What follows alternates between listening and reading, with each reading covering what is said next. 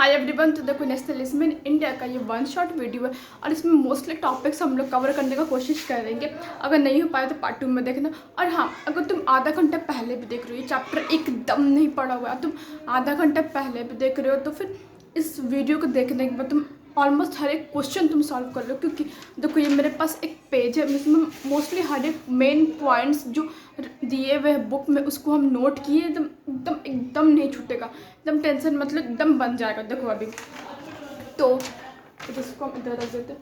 तो ये जो नेशनलिज्म इन इंडिया की जो कहानी शुरू होता है, एनसीईआरटी में कहानी शुरू होता है महात्मा गांधी के साथ। महात्मा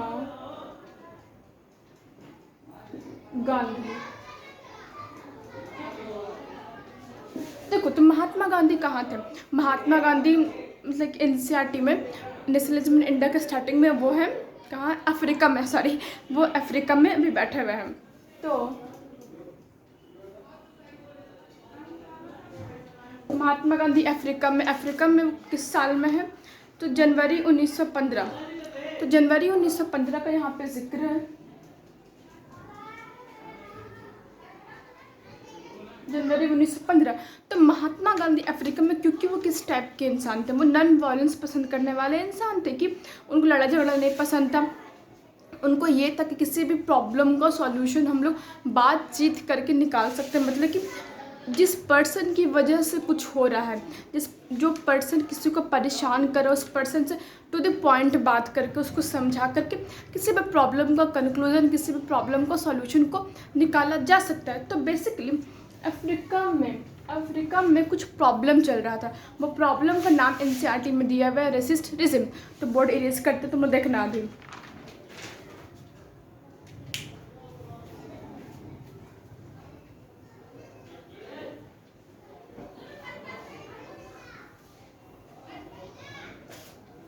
तो देखो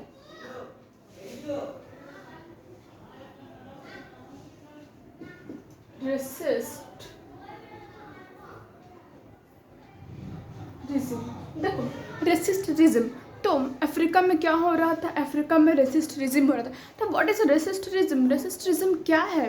तो रेसिस्टिज्म जैसे कि हम काले, हम सांवले हैं, कोई गोरा होगा, तो इस टाइप का अफ्रीका में क्या था कि जो गोरे लोग हैं, जो मतलब कि जो वाइट, जिनका स्किन टोन है, जो दिखने में जो वाइट स्किन टोन जिसका है, वो जो थे, वो जो काला जिसका स्किन टोन उस पर डोमिनेट करते थे। मतलब कि जिसका स्किन टोन काला है उसको उतना प्रेफरेंस नहीं मिलता था, उनको उतना अधिकार नहीं मिले हुए था अपनी सोसाइटी में। तो जो वाइट कम्युनिटी के जो लोग थे, जो उजले जिनका स्किन टोन था, वो उनको परेशान करते थे।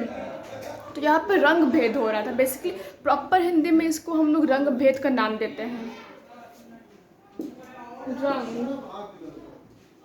भेद। तो यहाँ पे ये प्रॉब्लम चल रहा था, यहाँ पे रंग भेद का प्रॉब्लम चल रहा था।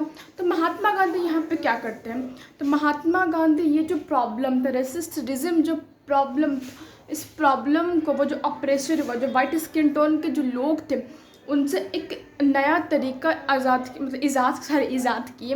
वो एक नया तरीका ईजाद किए जिस तरीके थ्रू मास एगिटेशन, मतलब कि लोगों को एक जगह इकट्ठा करके वो एक बातचीत करके इस प्रॉब्लम का वो कंक्लूजन निकालते हैं, इस प्रॉब्लम को वहाँ पर सॉर्ट आउट कर देते हैं। तो सबसे पहले जो सत्याग्रह जो स्टार्ट हो, बेसिकली टॉपिक सत्याग्रह है। तो जो सत्याग्रह जो स्टार्ट हुआ, वो सत्याग्रह अफ्रीका में स्टार्ट होता है। तो महात्मा गांधी अफ्रीका में बहुत ही ज़्यादा अच्छे तरीके से इस प्रॉब्लम को सॉल्यूशन निकालते हैं थ्रू सत्याग्रह, थ्रू मास एगिटेशन, थ्रू मास एगिटेशन। मतलब कि लोगों को इकट्ठा करके, लोगों को समझा करके, देखो यार ये चीज़ गलत है, तुम ये चीज़ गलत करो, तुमको इसको परेशान करो, इन रिटर्न तुमको भी कोई परेशान करेगा। तो इस तरीके की चीज़ के साथ महात्मा गांधी वहाँ तो प्रॉब्लम सॉल्व कर देते हैं, समझ रहे हो। अब महात्मा गांधी इंडिया आते हैं, कोई भी अपने देश वापस आएगा, तो महात्मा गांधी सेम ईयर में जनवरी 1915 में इंडिया वापस आते हैं।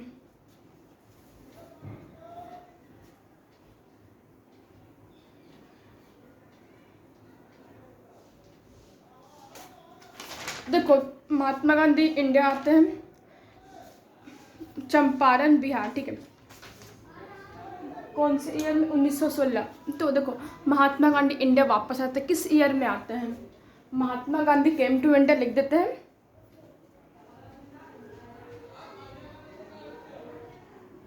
महात्मा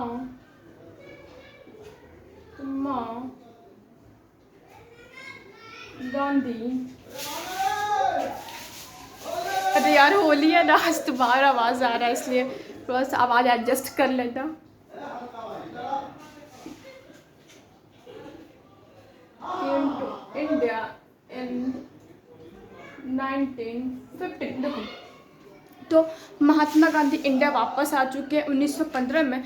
जनवरी 1915 में महात्मा गांधी जी जो थे वो इंडिया वापस आ चुके होते हैं। तो महात्मा गांधी इंडिया आते हैं तो वो देखते हैं कि इंडिया में भी कुछ सॉर्ट ऑफ प्रॉब्लम चल रहा है। लोगों को जो ब्रिटिश सरकार थी वो कुछ उनकी वजह से इंडियन पब्लिक कुछ प्रॉब्लम में जी रही थी।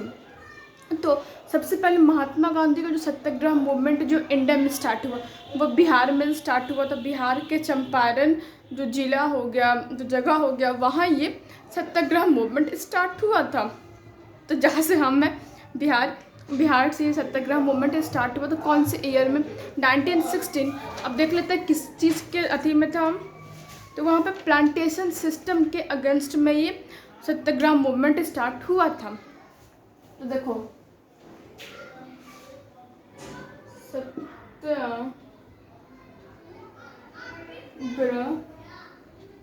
सत्याग्रह मूवमेंट स्टार्ट हुआ 1960 में। तो कहाँ स्टार्ट हुआ था? तो चंपारण में, बिहार के चंपारण में।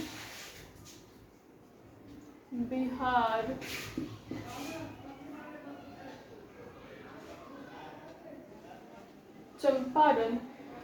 तो आखिर किस चीज़ के अगेंस्ट में हुआ था? प्लांटेशन सिस्टम के, क्योंकि जो ऑपरेशर जो थे, देखो बताते हैं फिर से, इसको इरेज कर देते हैं।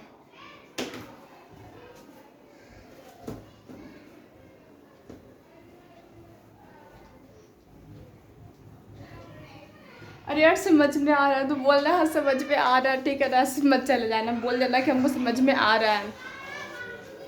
देखो कहाँ गया। तो प्लांटेशन सिस्टम के अगेंस्ट में बिहार के चंपारण में महात्मा गांधी ने सत्याग्रह मूवमेंट स्टार्ट किया था। तो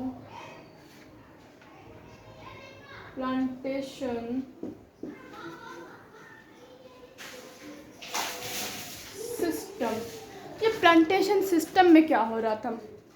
तो बेसिकली देखो प्लांटेशन सिस्टम में क्या होता है ना कि जो ऑपरेशन जो था, मतलब कि जो ब्रिटिश सरकार थे वर्कर्स से बहुत ज़्यादा कम पैसे में काम करवाता था, कि उनको जितना वो लोग मेहनत करते थे, जितना वो लोग आउटपुट अपना देते थे, वो जो खेती हो गया किसी चीज़ का, जैसे कि हो गया उसी चीज़ का भी खेती हो गया ना, तो उसमें उनको जितना वो आउटपुट दे रहे थे उस अकॉर्डिंग में उन लोगों को उतना सैलरी नहीं मिलता था।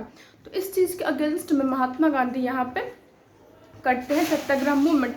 अब आता है 1916 हो गया, जस्ट फिर एक साल के बाद महात्मा गांधी 1917 में अपना सत्याग्रह मूवमेंट खेदा डिस्ट्रिक्ट गुजरात में करते हैं। देखो not able to, Kheda district Gujarat, सही बोले हैं, खेदा डिस्ट्रिक्ट गुजरात में। तो देखो बोर्ड हम लोग इरेज करते हैं।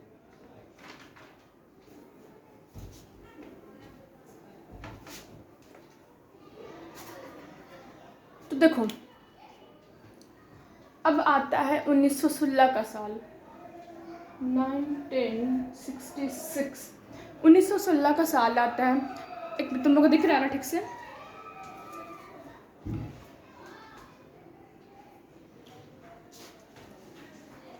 तो देखो अब 1916 का साल आता है। इस 1916 के साल में महात्मा गांधी फिर से अपना सत्याग्रह मूवमेंट एक जगह पे स्टार्ट करते हैं, क्योंकि देखो महात्मा गांधी सत्याग्रह मूवमेंट छोटे छोटे स्टेजेस पे कर रहे थे, छोटे छोटे जगह पे वो अपना सत्याग्रह मूवमेंट को चला रहे थे। तो 1916 में महात्मा गांधी अपना सत्याग्रह मूवमेंट करते हैं। कहाँ? गुजरात के खेदा डिस्ट्रिक्ट में।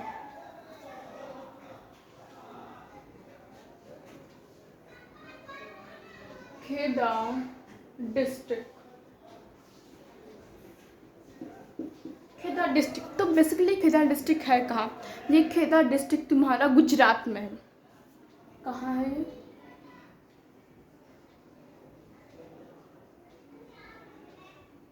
गुजरात में। खेदा डिस्ट्रिक्ट तुम्हारा गुजरात में। तो महात्मा गांधी गुजरात में जो सत्याग्रह मूवमेंट की वो बेसिकली किस चीज़ के खिलाफ था?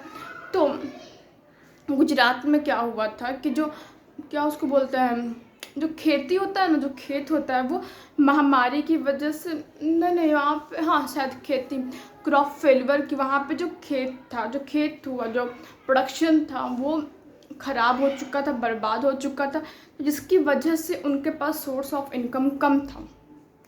क्योंकि जो फार्मर्स होते हैं उनका जो सोर्स ऑफ इनकम रहता है वो वही चीज़ रहता है, खेती से ही उनको पैसा मिलता है, तो वो बर्बाद हो चुका था। तो उनका ऐसा डिमांड था कि इस चीज़ को जो हमको रेवेन्यू पे करना पड़ता है ब्रिटिश सरकार को, जो हम लोग को जो टैक्स पे करना पड़ता है उनको, इस चीज़ को ख़त्म करवा दीजिए, मतलब ख़त्म करवा दीजिए। तो इस चीज़ के अगेंस्ट में महात्मा गांधी वहाँ पे करते हैं सत्याग्रह मूवमेंट। एक बार देख लेते हैं, डिमांडिंग एबोलिशन ऑफ रेवेन्यू, सही बोले हैं।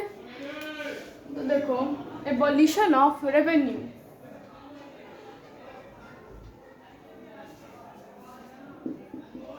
एबोलिशन ऑफ, अच्छा होली कौन कौन खेल रहे हो? Of revenue. देखो, खेदा डिस्ट्रिक्ट के जो लोग थे उनके पास पैसा नहीं था, तो उनको टैक्स पे करना पड़ रहा था। तो वो लोग बोले कि भाई जी हम टैक्स नहीं दे सकते, तो इस चीज़ को आप ख़त्म करवा दीजिए। तो इसलिए इस चीज़ के अगेंस्ट में, मतलब टैक्स ख़त्म करवाने के लिए वहाँ पे सत्याग्रह मूवमेंट हुआ, इरेज करते। And then Satyagraha movement last time होता है 1917 में। देखो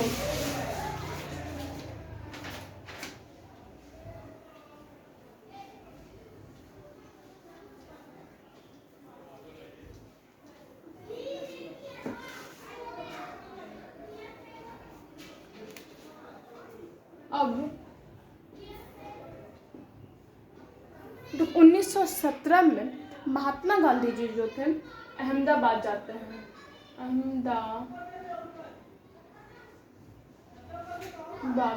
देखो महात्मा गांधी जी अहमदाबाद जाते हैं, वहाँ पे वो सत्याग्रह मूवमेंट करते हैं for the cotton mill workers. तो कॉटन मिल वर्कर्स के लिए वो वहाँ पे सत्याग्रह मूवमेंट अपना करते हैं।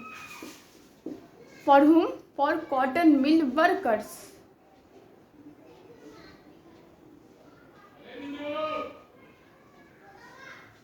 Cotton mill workers. तो यहाँ पे तुम्हारा आइडिया ऑफ सत्याग्रह का टॉपिक खत्म होता है। अब देखते हैं अपकमिंग टॉपिक कौन सा है। आइडिया ऑफ सत्याग्रह, अच्छा सॉरी, यहाँ पे इसका मतलब कि सत्याग्रह का क्या उसको बोलते हैं, आइडिया क्या था बेसिकली, यहाँ पे कहाँ हुआ ये तो हम लोग देख लिए। अब देखते हैं सत्याग्रह का आइडिया क्या हुआ, सत्याग्रह बतलाना चाहता था।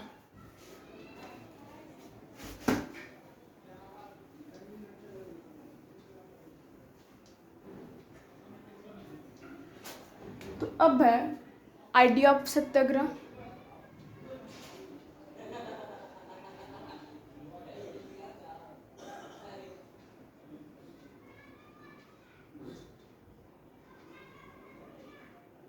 आइडिया ऑफ सत्याग्रह, तो देखो सबसे पहले जो सत्याग्रह जो है ये बतलाता है कि जो एक सत्याग्रही है, किसी मतलब सत्याग्रही कौन, जो सत्याग्रह मूवमेंट कर रहा है, कि वो किसी भी बैटल, किसी भी लड़ाई को वो जीत सकता है अगर उसका इंटेंशन सही है। तो a satyagrahi could win the battle with pure intention. देखो हम लिख नहीं रहे हैं, बस समझा दे रहे हैं, ठीक ना। एंड देन थर्ड पॉइंट कहता है कि हम लोग किसी भी बैटल को, किसी भी युद्ध को आपसी बात से जीत सकते हैं, ये हो गया। और अगर सच्चाई मतलब कि एक जो सही चीज़ होता है, एम्फेसिस द ट्रुथ करके कुछ है, टू सी द ट्रुथ। और अगर हम लोग सच्चाई की राह पे चलेंगे तो अंत में सच्चाई की जीत होगी, बेसिकली सत्याग्रह यही कहता है, ठीक है। अब टॉपिक आता है third Satyagraha, the Rowlatt act.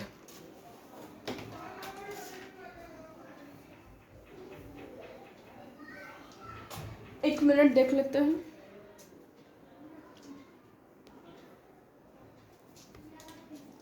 देखो अब जो टॉपिक आता है वो टॉपिक है योर रॉलेट एक्ट। समझ में आ रहा है ना बोलना पहले?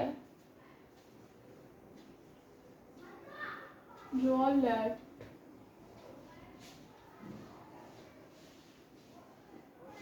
देखो रॉलेट एक्ट कब लागू हुआ था? तो रॉलेट एक्ट तुम्हारा 1919 में लागू हुआ था। 19 रॉलेट एक्ट तुम्हारा 1919 में लागू हुआ था। तो ये जो एक्ट था ना, ये जो एक्ट था वो जो गवर्नमेंट थी, जो ब्रिटिश सरकार थी, ब्रिटिश सरकार को इनॉर्मस पावर देता था। इनॉर्मस मतलब कि नंबर ऑफ पावर्स देता था। देखो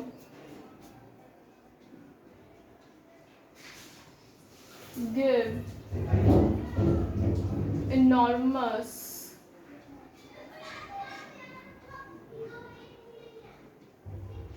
power to the British government, to the British government. तो ये जो था कि रॉलेट एक्ट ब्रिटिश गवर्नमेंट को इनॉर्मस पावर देता था, लेकिन कौन सा पावर देता था, क्या पावर देता था वो ब्रिटिश गवर्नमेंट को? कि फर्स्ट पावर था कि अगर कोई पॉलिटिकल रैलीज चल रहा है, अगर कोई ब्रिटिश गवर्नमेंट अगेंस्ट कुछ चल रहा है, रैली चल रहा है, उसके अगेंस्ट में कुछ चल रहा है, मतलब कुछ भी चल रहा है, कुछ रैली चल रहा है, कुछ अपोजिशन चल रहा है, तो उस चीज़ सॉरी बैकग्राउंड आवाज़ आ रहा है, सॉरी। तो जो ब्रिटिश गवर्नमेंट, थोड़ा सा एडजस्ट कर लो क्योंकि आज होली है ना, तो आएगा ही आएगा। तो जो ब्रिटिश गवर्नमेंट थी वो उस सब चीज़ को रोक सकता था। ब्रिटिश गवर्नमेंट अपने अगेंस्ट में जो प्रोटेस्ट चल रहा था, पॉलिटिकल प्रोटेस्ट को वो रोक सकता था। देखो पॉलिटिकल प्रोटेस्ट को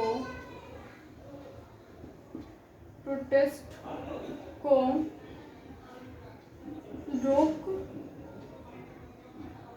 सकता था, पॉलिटिकल प्रोटेस्ट को रोक सकता था।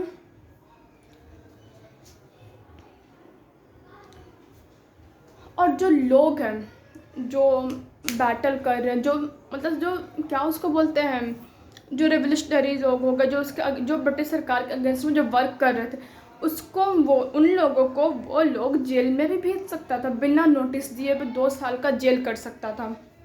रेस्ट करते हैं।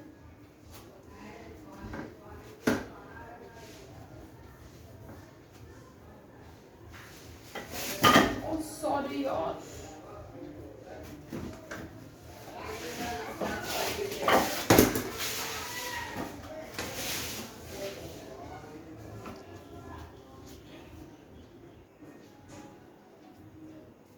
तो देखो जैसा कि कह रहा था कि जो रॉलेट एक्ट इनॉर्मस पावर देता था ब्रिटिश सरकार को। देखो सबसे पहले ये जो मेरा बोर्ड है, बोर्ड गिर गया था, तो इसलिए वीडियो हमको पॉज करना पड़ा था, फिर भी कोई दिक्कत नहीं है। देखो तो जो रॉलेट एक्ट था वो ब्रिटिश गवर्नमेंट को इनॉर्मस पावर देता था, मतलब नंबर ऑफ पावर्स देता था। क्या पावर्स देता था वो हम लोग डिस्कस कर चुके हैं। अब बात आता है कि जो ब्रिटिश गवर्नमेंट के अगेंस्ट में क्या हुआ। ब्रिटिश गवर्नमेंट के अगेंस्ट में रैलीज ऑर्गेनाइज हुआ, लोग अपोज किए, प्रोटेस्ट हुआ, उस चीज़ के विरुद्ध हुआ, मतलब कि विरुद्ध में लोग सड़कों पर उतर आए थे। बेसिकली यही था, और इसको हम लोग इरेज करते हैं।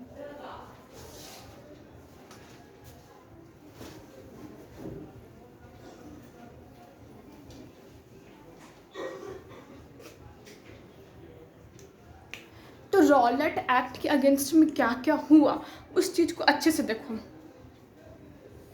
फर्स्ट में होता है कि रैलीज ऑर्गेनाइज किया जाता है, रैलीज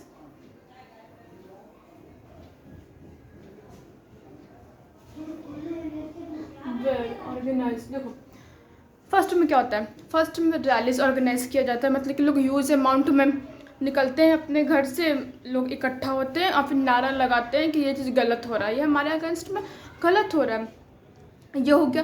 एंड देन सेकंड में क्या होता है कि जो रेलवेज़ में जो वर्कर्स होते हैं, चाहे कम्युनिकेशन, चाहे जो आम आदमी जो गवर्नमेंट इंस्टीट्यूशन में जो काम करते थे, इंस्टीट्यूशन नहीं, जो वर्कर्स हो गए जो रेलवे में काम करते हैं, चाहे अदर गवर्नमेंट सर्विस में जो काम करते हैं, जैसे कि कम्युनिकेशन सिस्टम हो गया, तो इस सब चीज़ों में जो लोग काम करते थे वो लोग स्ट्राइक पे आ गए, मतलब कि वो लोग हड़ताल कर दिए कि हम आपकी जगह पे काम नहीं करेंगे। एंड देन सेकेंड में क्या होता है, workers went on strike, workers went on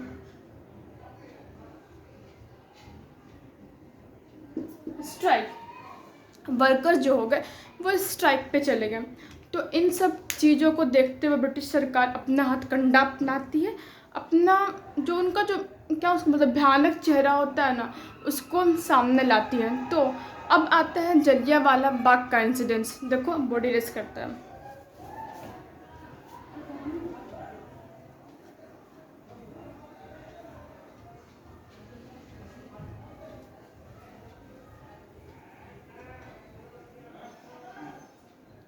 देखो जलियांवाला बाग में क्या होता है,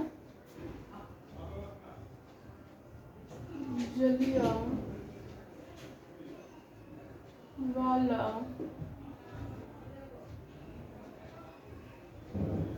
बाग, देखो जलियांवाला बाग क्या था, बेसिकली जलियांवाला बाग एक तरह का जगह को बतलाया गया। ये कोई मतलब इंसिडेंट्स है, लेकिन सबसे पहले ये एक जगह को रिप्रेजेंट करता है। जलियांवाला बाग उस जगह पे क्या होता था, कुछ लोग जो बैसाखी का जो मेला लगता है उसको अटेंड करने आए थे।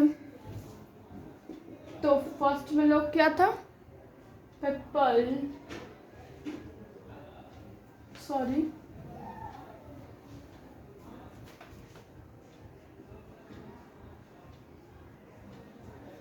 देखो मान लो ये नंबर ऑफ पीपल है और ये जलियांवाला बाग है, और इसका जो रास्ता था ना वो इतना पतला सा था कि लोग उसमें से इन रिटर्न नहीं निकल पाए। चलो सॉरी, तो लोग कुछ वहाँ पे अति करने आए थे, क्या उसको बैसाखी का मेला को एंजॉय करने आए थे, और किसी को पता भी नहीं था कि वहाँ पे मार्शल लॉ लगे हुए हैं। तो मार्शल लॉ में क्या था, लोग इकट्ठा नहीं हो सकते एक जगह पे।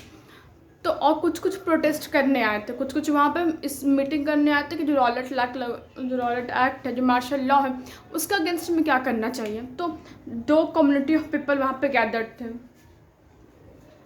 People were gathered, people where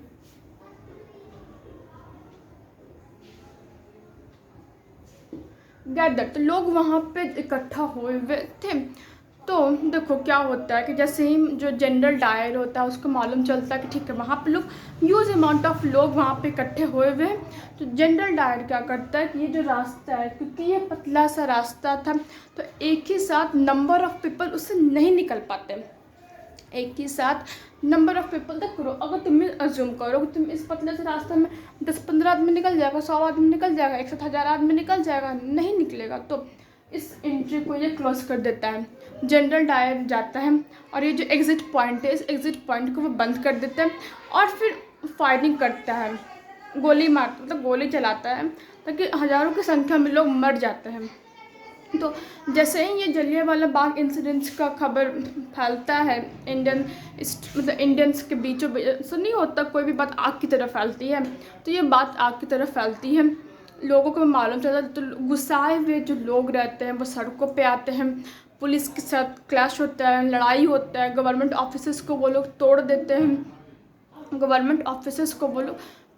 हैं, तो इन रिटर्न जो ब्रिटिश सरकार को होती है वो क्या करती है कि जो सत्याग्रही लोग होते हैं, सत्याग्रही को उठा लेती है और फिर जो सत्याग्रही लोग होती है उनको उठा लेती है, अपने कैद में रख लेती है, और जो सत्याग्रही होते हैं उनको बोलती है कि आप घुटने पे रहेंगे, जैसे बच्चा नहीं होता वो घुटने पे चलता है, तो उनको बोला कि आप हमारे सामने घुटने पे चलिए और अपना जो नाक है वो हमारे सामने रगड़िए, और उनको कोड़ा से मारा जाता है। तो इन सब चीज़ों को देखते के साथ महात्मा गांधी सोचते हैं कि ये तो दूसरा उल्टा हो रहा है, जो हम सोचे उसका उल्टा हो रहा है। तो महात्मा गांधी यहाँ पे जो सत्याग्रह जो मूवमेंट वो चला रहे थे उसको बंद कर देते, कॉल्ड ऑफ कर देते हैं। तो हम वीडियो यहीं पे रोक देते हैं, क्योंकि मेरे मोबाइल का कैपेसिटी इतना ज़्यादा नहीं है कि वो 1-1.5 घंटे का वीडियो रिकॉर्ड कर सकते, वो बेसिकली कैमरा से ही होता है। तो पार्ट 2 में देख लेना। पहले बताओ समझ में आया कि नहीं आया, समझ में आया ना? Bye bye.